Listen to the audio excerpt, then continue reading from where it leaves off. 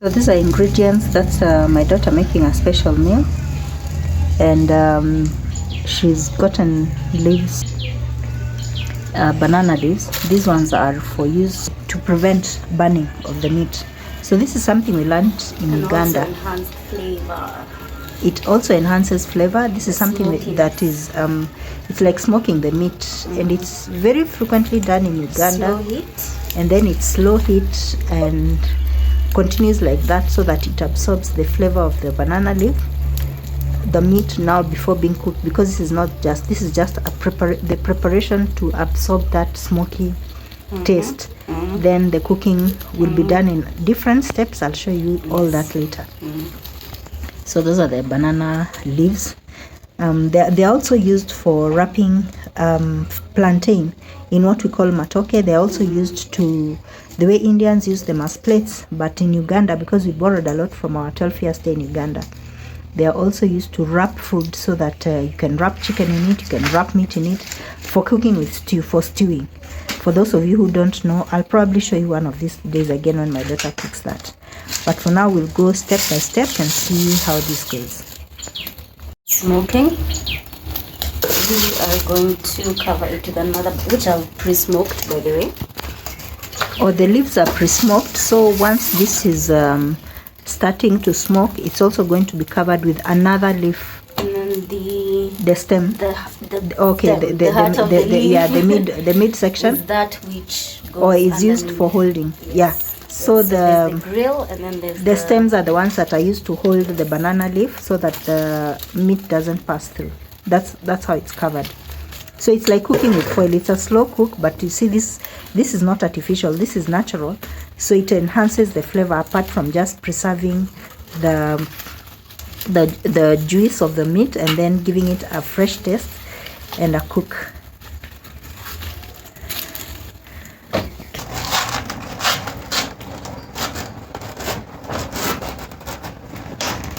A bit your hand.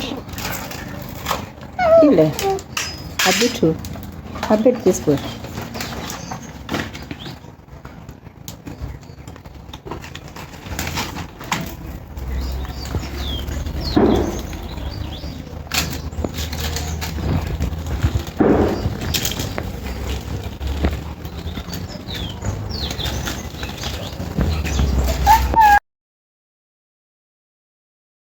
So while the cooking goes on, I'm here with grandson. You know him, he's all about play. So the meat is being chopped. Some of it was already chopped into smaller bits. So this one now is getting the one that was in bigger bits. It has all acquired the aroma. So it's going to be chopped to the desired sizes for cooking, and then we'll go to the next step.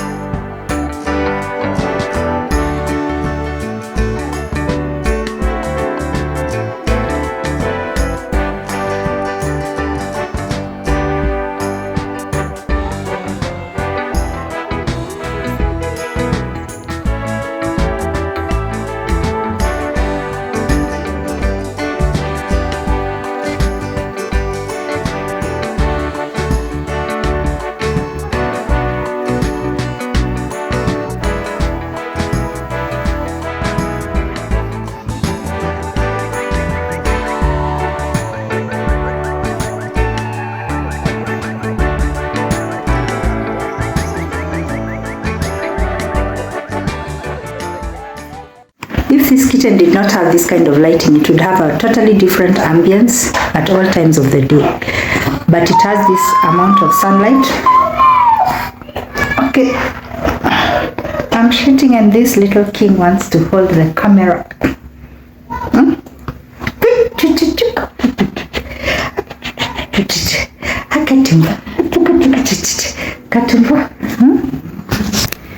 It's morning time and I'm about to go and have my bath in preparation for my daily activities.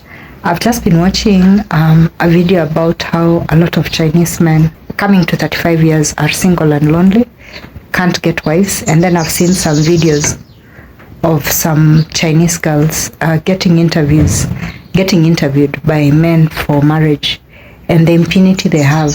Like one had just taken up, she was in her pajamas, she hadn't bathed. There's a line of 500 men to see her. She's demanding a car, a new iPhone. These girls have impunity from here to forever. And I'm thinking, maybe myself or somebody else, or we can team up with somebody else and we get these men Kenyan girls. African girls are very hardworking. I looked at the amount of money they are asking for. On average is about 180,000 yuan. That is 2 million Kenya shillings. Kenyan girls don't need 2 million. I don't need 2 million for somebody to pay for me 2 million. Give me 5 gold coins. Give my family 5 gold coins. Chinese men, if you're watching this, for Kenyan girls, if you can give the family 5,000 yuan, you're good to go. That's about 100,000. We are good with that. Apart from that, all we need is for the girl to be looked after properly. A lot of these men have their own family homes, and some of them have their own houses. A Kenyan girl doesn't need a fancy car. If you have a car, we are going to share it. Most Kenyan women will be very happy to find out that you have a farm. We are very good at farming. We don't have to do the farm work ourselves. We know how to supervise. Some of us know how to farm. So that's an extra bonus. Looking after your parents is never going to be a problem for us. And I can see most of your parents are working up to old age. Or Chinese men, I'm asking you, if you're watching these videos, talk to me. I'm going to the shop to get some dissolving, what do you call it? We call it Ina in Kenya. I don't know whether I can call it dissolving salts, because I've had an upset stomach for the past 3 days. And I was just watching a video about China and a woman talking about spending less than $1 a day, living on $1 a day. I haven't spent $1 in the past. Today is what? Today is Thursday. Since Monday, I've not spent $1 yet. In Africa, we can go a whole week without spending $1. Not because we are frugal, but because, first of all, because we have a lot of poverty. We've learned how to survive. Second, because we really do pre-plan where meals are concerned and spending of money is concerned. And so again, I'm adding this to the conversation I'm going to have about Chinese men marrying African women. We know how to survive on less than $1 a day. We can make it. It's very possible. So yeah, I haven't spent $1 since Monday. So right now in the morning I bought stuff worth I think 15 cents for breakfast, because I didn't want to have something heavy, and I had potatoes for dinner. And now I'm going to spend this, and it's probably going to cost me about 5 to 10 cents to buy that. And I'm watching to see if by tomorrow how much on food, that is, or utilities. I'm not counting transport. I'm going to see how much that is. Transport, I think I spent coming from my daughter's place, I spent 70, 30, that's 100, 120. I spent less than $150. Oh, sorry, I spent less than $1.50. Yeah, to come, about $1.80 to get here. So yes, again, this is my point to Chinese men and men intending to marry African girls. And I'm not trying to show that we're cheap. I'm just trying to show that we know how to be frugal and how to cut costs. And it's not that we can't be big spenders. Right now, I'm not talking as a working class woman. I'm talking as a woman who's not working, who's a stay-at-home mom, grandmother, and who has a bit of money to spend but likes to keep the expenditure low. So this is how we manage it. And I'm in town. If I was back in the village, I wouldn't even be going for this. I'd probably make a concoction out of already what we have, or I'd ask neighbors and they tell me brew this or cook this or drink this and it's going to heal you. So yeah. So this is what I'm busy doing now. I'm watering the seedlings that I planted here. You can see the thorns that I used to cover the seedlings have started drying, because it's now been 2 weeks, coming to 3 weeks, coming to 2 weeks I think, yeah. And this is not the first, the second or the third time I've tried to grow seedlings here to boost the fence, the live fence. They either get uprooted or people spoil them or just pluck them when they are passing or stuff. But this time they've stayed for long. And people, you have to be careful. You don't just assume that everything is wild animals or it's animals. It's just people. Last week when I was watering, that last time I was watering, somebody had passed stool along that place, right on the path where I step. So I didn't water that, and it looked like it was obviously an adult, and I suspect of course that it was a woman. You know, we women, we do things to one another that are, in Kiswahili we call madharau, and that pissed me off so much. I know it wasn't a child, because if it was a child they would have gone, there's a lot of lighting here in the evening because of this security light, they'd have gone somewhere like that, which is a bit dark but it's a bit clear and on the road. But this was somebody who deliberately chose, probably when the supermarket was closed, and then they couldn't be seen from here, and that upset me so much. But it's life. We live with people, some who are just malicious by nature. But this time I can see the seedlings have rooted. A few have been uprooted. There's a difference between drying and uprooted. A few have been uprooted, so I've picked this because I have some stock still left inside for emergencies like this. So I'm going to transplant these 3. I've done the watering. I'm watering like only once a week right now because they've rooted. Then I'm going to water now. The person that supplies me water right now has a problem, I think, with their water tank, with their mechanism, with their, what do you call it, their water pump. So it's getting repaired, so we don't have water. So I've been waiting for water since morning, but I don't want the day to go without me having to do other stuff, and watering of this takes a bit of a while. So I've decided I'm going to water them, and then what I'm using is the water that I've reserved, my storage water that is reserved. I didn't want to use that, but I have to, and then I'll have to wait for the water now to get filled again, so that I refill again my reserve water, because I must always have reserve water in case of any emergencies. So yeah, this is what I'm going to do: finish watering this, plant these extra ones, and then go on with the day. It's evening, and so I didn't end up doing much after I watered the plants. Because the water still didn't resume, I think the pump still wasn't repaired, so I'm not able to do much, and I didn't want to use all the water. I still have the plants I watered are the ones in the front, which is really my back, and then I have the other ones which I still have to water on the driveway. So I'm going to do what needs doing probably tomorrow. You know, like I told you, I still have families that I'm condoling with. So I need to visit them personally, and friends. Today actually, the young lady is the family traveled with the ones who are escorting them to lay her to rest, and I'm wishing you all a safe journey to and fro. So it's evening time, and I want to make a special recognition to the people of Myanmar. They are my second highest viewers to the channel for the past, can say 28 days, because we are given an average usually of 28 days. And this had me so surprised. So I started researching about when a country is following me up on my channel so much. I like to know, to understand them, to see who they are, what might be making them like my videos, what I could have in common with them. And so I was very surprised again. I was pleasantly surprised, I must say, that out of the 5 most common religions and biggest religions, the first one of course are Buddhists, form the majority, and the second are Christians. I was very shocked, because I thought Southeast Asia is mainly Buddhist and Muslim. Oh, so I was very pleasantly surprised by that, and that Christians, there are more Christians than there are Muslims. Very, very surprising to me. And then I looked at their foods. Myanmar is very rich in food. I mean, because of the climate also, the placing of where they are.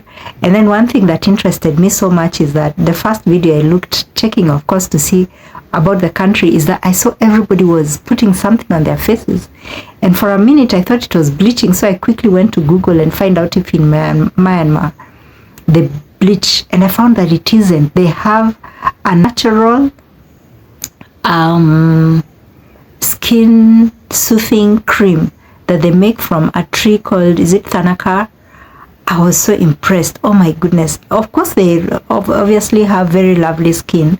Most of the Asians have very lovely skin, but this was very impressive to me because it acts not only as a sunscreen, but it also acts as makeup, and it also smoothens their skin, and it also prevents so many adverse effects on the skin, I guess, from a lot of sunshine, a lot of wind and all that. Because I was wondering, in the market every woman seems to have some cream, some here, I mean around their face, and I found that so interesting.